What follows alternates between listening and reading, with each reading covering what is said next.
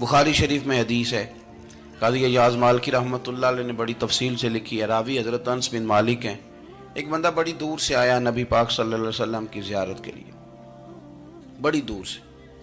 عرب کے جو سردار ہوتے تھے ان کے بڑے ناز نخرے ہوتے تھے، وہ خیر آج بھی ہیں، پروٹوکول کا ماحول آج بھی، یعنی وزیر صاحب کے آگے دو چار گاڑیاں نہ ہوں تو ان کو مزہ ہی نہیں آتا، پولیس والے آگے پیچھے بھاگیں تو حالانکہ ان کو نہیں پتا کہ جو پولیس والے آگے پیچھے بھاگ رہے ہیں نا، یہ حکومت بدلی تو گرفتار کرنے بھی انہوں نے آنا ہے، لیکن وہ بڑا مزہ آتا ہے جب لوگ گاڑی کے پیچھے بھاگتے ہیں۔ کیا بات ہے جناب، بڑی بات۔ اور ہماری طبیعتوں میں پتہ نہیں کون سی، تو نبی پاک صلی اللہ علیہ وسلم کی خدمت میں وہ شخص بڑی دور سے آیا، تو عرب کے بادشاہوں کا مزاج تھا، پروٹوکول بڑا چاہتے تھے، ان کا تو یہ طریقہ تھا کہ حکمرانی کرنی ہے جیسے بھی ہو۔ اگر کسی غلام نے دھوپ میں بندھا رہ گیا، اونٹ اور چھاؤں میں نہیں باندھا تو درے مارتے تھے، اور اگر اس نے کھول کے باندھ دیا تو پھر بھی مارتے تھے، کہتے تھے اتنا سیانا ہو گیا تو انہیں پوچھا ہی نہیں، خود بخود ہی باندھ دیا۔ وہ شخص حضور کی بارگاہ میں آیا اور بہت سارے لوگوں کے پاس کیونکہ وہ جاتا تھا اپنے سربراہ کا پیغام لے کے، تو وہ کانپ رہا ہے جب حضور کی بارگاہ میں گیا، ڈر رہا ہے۔ اب ذرا بات کو سمجھنا، نبی پاک صلی اللہ علیہ وسلم نے اس سے فرمایا کیوں ڈرتے ہو؟ سادہ آدمی ہے، دیہاتی ہے، بدو ہے۔ اللہ کے رسول نے تھپ کی دی، کیوں ڈرتے ہو؟ تو کہتے ہیں حضور مجھے آداب نہیں آتے اور مجھے ڈر آتا ہے، کوئی بات اگر ایسی ہو گئی آپ مدینے کی حکومت کے سربراہ ہیں تو کہیں آپ ناراض نہ ہو جائیں۔ حضرت انس بن مالک فرماتے ہیں بات کہاں کی تھی، پہنچ کہاں گئی؟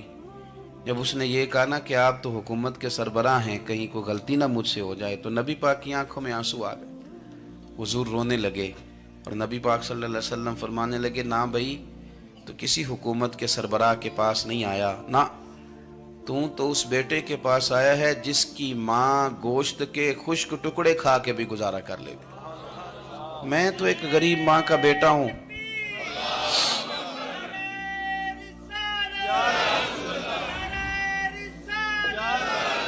بھائی اگر آپ کا یہ ذوق بن جائے، دیکھو نا آج تو لوگ بھول جاتے ہیں نا، کپڑے بدل لیتے ہیں تو وہ سمجھتے ہیں کہ شاید سارا کچھ ہی بدل گیا، یعنی گاؤں سے آ کر پڑھنے والے بھول ہی گئے ہیں کہ کس کی ماں نے کتنا زیور بیچا تھا۔ لوگ بھول جاتے ہیں چیزوں کو، اپنے ماضی کو یاد رکھیں، آپ لوگوں کے ساتھ پیار کریں، آپ لوگوں کو موقع دیں، آپ تھوڑی سی اور کوشش کریں اس شخص تک جانے کی جو آپ کو مایوس نظر آ رہا ہے، پریشان نظر آ رہا ہے۔ یہ ہمیں میلاد والے محبوب صلی اللہ علیہ وسلم نے درس دی۔ ایک اور پہلو، حضور سید عالم صلی اللہ علیہ وسلم نے، ہمارے ہاں نا ابھی بھی برادری کی تقسیم ہے، ابھی بھی، اور کچھ میں نے ایسے کمزور لوگ بھی دیکھے، یہ اس طرح کی حرکتیں ہارے ہوئے لوگ کرتے ہیں، ہارے ہوئے لوگ جو اپنے آپ کو سمجھتے ہیں کہ میں کوئی بڑا آدمی ہوں۔ بڑا آدمی تو اپنے اخلاق سے ہوتا ہے، اپنے کردار سے ہوتا ہے، اپنی سخاوت سے ہوتا ہے، لوگوں سے پیار کرنے سے ہوتا ہے۔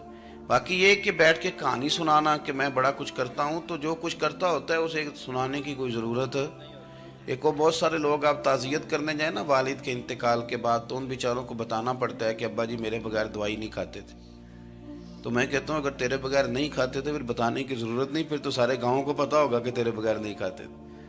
اور اگر کوئی دال میں کالا ہے تو پھر تیری وضاحت کوئی بندہ قبول نہیں کرے گا، تو آپ کو بتانا کیوں پڑ رہا ہے؟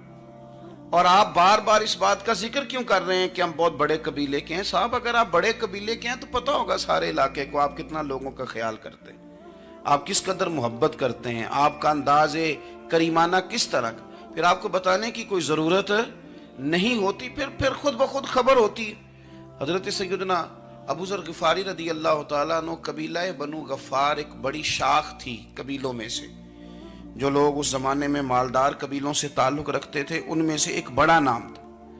ساری زندگی چودراہٹ کی، لیکن میلاد ایک انقلاب کا نام ہے۔ میں میلاد منانے والے دوستوں سے گزارش کرتا ہوں کہ آپ ہر سال میلاد منائیں، اور ہر سال میلاد کے بعد آپ تھوڑے بدل بھی جائیں، یعنی تھوڑے سے بدل جائیں۔ کچھ لوگ کہیں یار یہ داڑھی میں نے نا 12 ربیع الاول والے دن رکھی تھی، یہ میری میلاد والی داڑھی ہے، اور داڑھی رکھیں بھی نبی پاک کی مرضی کی۔ کس کی مرضی کی؟ نہ ناراض ہو جائے جی میں ٹور چلا، بس کس مرضی کی جی؟ اپنی مرضی کے نہیں۔ दाढ़ी का वजन को नहीं होता कि पूरी मुट्ठी रखेंगे तो आपको कोई दिक्कत होगी, देखो कोई वजन नहीं, पूरी रखें। जो हुजूर का तरीका है मुबारक है जो हमें मिलता है उस पर आप तवज्जो फरमाएं। तो मैं जो बात अर्ज करने जा रहा हूं वो मिलाद इनकलाब है। हुजूर सैयद आलम सल्लल्लाहु अलैहि वसल्लम की बारगाह में आने से पहले लोग कुछ और होते थे और यहां से होके जाते थे तो फिर उनमें तब्दीली आती थी। मैं सारा दिन करामतें सुनाऊं ना किसी को अपने पीर साहब की और अपने घर में भी कि मेरे हजरत बड़े, मेरे उस्ताद बड़े, लेकिन बीवी के साथ अगर मैं तुर्श लहजे में बात करूंगा तो वो कहेगी ऐ सिखाते ने तेनों पीर साहब। दोस्त कहेंगे ये सिखाते हैं आप। तो आपकी कहानियां नहीं चलती, आपका किरदार चलता है। हजरत अबू ज़र ग़िफ़ारी रदी अल्लाह तआला अन्हु फरमाते हैं, चूंकि मैं चौधरी था, सैयदना बिलाल हबशी रदी अल्लाह तआला अन्हु के पास में बैठा था। किसी बात में बात आगे बढ़ी और बढ़ते बढ़ते बात शकरंजी तक चली गई। राय के इख्तलाफ ने बातों में तलखी पैदा कर दी और जब थोड़े लफ्ज और तेज हुए तो मैंने उन्हें कह दिया, चुप कर, तू तो अबशन का बेटा है। किसके बेटे थे हजरत बिलाल?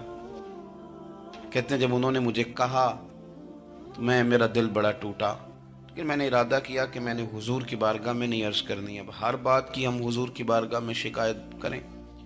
लेकिन मैं जाके मस्जिद में बैठा और जब सरकार आए ना, इरादा नहीं था कि अर्ज करूंगा, लेकिन हुजूर का चेहरा देखा तो दुख मेरा खुद ही ताज़ा हो गया। रोने का भी तो तब ही मजा आता है ना कोई अपना मिले तो। फरमाते हैं कि मेरे आंसू ना बगैर इख्तियार के छलक पड़े और मैं खुल के रोए, खुल के। कुर्बान जाऊं महबूब के भी हुजूर ने पास नहीं बुलाया, बल्कि नबी पाक उठ के खुद मेरे पास आए और मुझे कंधों से पकड़ के सीने से लगाया। और जब मैं खुल के रो लिया तो हुजूर मेरे आंसू पूछने लगे। कुछ शेर ऐसे होते हैं जो किसी ने कहे होते हैं और कहने वाला जो होता है वो साहिब हाल होता है, तो उसमें कुछ खूबसूरती ज़्यादा ही हो जाती है। एक पंजाबी के शायर हमारे गुजरात में गुजरे, बुजुर्ग थे, उनका एक शेर है, वो कहते हैं, एक बारी मेरी अखियां चों उन्होंने अथरू पूंजे सन, एक बारी मेरी अखियां चों उन्होंने अथरू पूंजे सन, हुण ते चस्का पै गया रोने दा। एक बारी मेरी अखियां चों उन्होंने अथरू पूंजे सन, हुण ते चस्का पै गया रोने दा, ते हर वेले आहो जारी दा। तो मैं रोज रोने लगा हूं, मजा ही बड़ा आया है जब से महबूब ने चुप कराना शुरू किया मेरे अजीज। और फिर हजरत बिलाल हबशी रदी अल्लाह तआला अन्हु चूंकि हुजूर के गुलाम थे और उन्हें पता था कि सरकार मेरी नाज बर्दारी करते हैं, हुजूर ने चुप कराया। फरमाया क्यों रोते हो? तो अर्ज करने लगे, या रसूल अल्लाह सल्लल्लाहु अलैहि वसल्लम, अगर मैं अबशन का बेटा हूं तो मेरी तो गलती कोई नहीं ना, ये तो तकसीम अल्लाह की है ना। अल्लज़ी खलक़का फसव्वाका फअदलक फी अय्यि सूरतिन मा शाअ रक्कबक, जिस तरह वो चाहता है, जिसको चाहता है उस तरह की उसकी सूरत बना देता है। तो मुझे अबशन का बेटा कहा जाता है, मेरी गलती क्या है? हजरत बिलाल ने भी नहीं बताया किसने कहा है, लेकिन नबी पाक सल्लल्लाहु अलैहि वसल्लम ने क्या फरमाया। इमाम यूसुफ सालेही ने लिखा है, जरा गौर करना बात पर, तसल्लियां लोग और रंग में भी देते हैं पर यह तसल्ली बड़ी अनोखी है। हुजूर फरमाने लगे, बिलाल अगर तो अबशन का बेटा है तो परेशान क्यों होता है? काले रंग वाली माँ का बेटा है तो परेशान क्यों होता है अगर तेरी वालदा का रंग काला है तो? अर्ज की हुजूर आप क्या फरमाना चाहते हैं? तो सरकार फरमाने लगे, मैं दो माओं का बेटा हूं, एक जनाब आमना जिन्होंने मुझे पैदा किया और एक हजरत उम्मे ऐमन जिन्होंने मेरी परवरिश की, मुझे बड़ा किया। हुजूर फरमाने लगे, मेरी माँ आमना का रंग गोरा था और मेरी माँ उम्मे ऐमन का रंग काला है। तो फरमाया, अगर तुझे किसी ने काले रंग वाली माँ का बेटा कहा तो उसे कह देना मदीने वाली महबूब के भी तो एक वालदा का रंग काला है, तो कह देना। हजरत बिलाल कहते हैं कि वो इस तरह की तसल्ली थी, तिफल तसल्लियां नहीं जिस तरह की हमें दी जाती, वो इस तरह की खूबसूरत तसल्ली थी कि उसके बाद मेरा दिल ऐसा ठंडा हुआ, फिर किसी का ताना ताना नहीं रहा, फिर किसी की तकलीफ नहीं रही।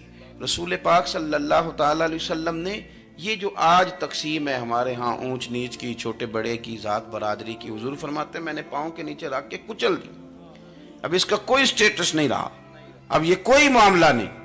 फिर मेरे भाई एक मामला हमारे अंदर जो और बड़ी शिद्दत के साथ आया है और जिसने बड़ा जोर पकड़ा है वो ये है कि हम ना पढ़े लिखे लोगों से माजरत के साथ, पढ़े लिखे लोगों का भी एक मसला है, वो दूसरों को जाहिल कहना जरूरी समझते हैं, इल्ला माशाअल्लाह।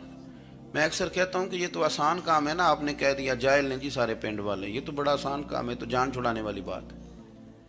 ان پڑھ ہیں جی اس قوم دا کچھ نہیں بن سکتا، بھی تو آسان کام ہے، جان چھوٹ گئی۔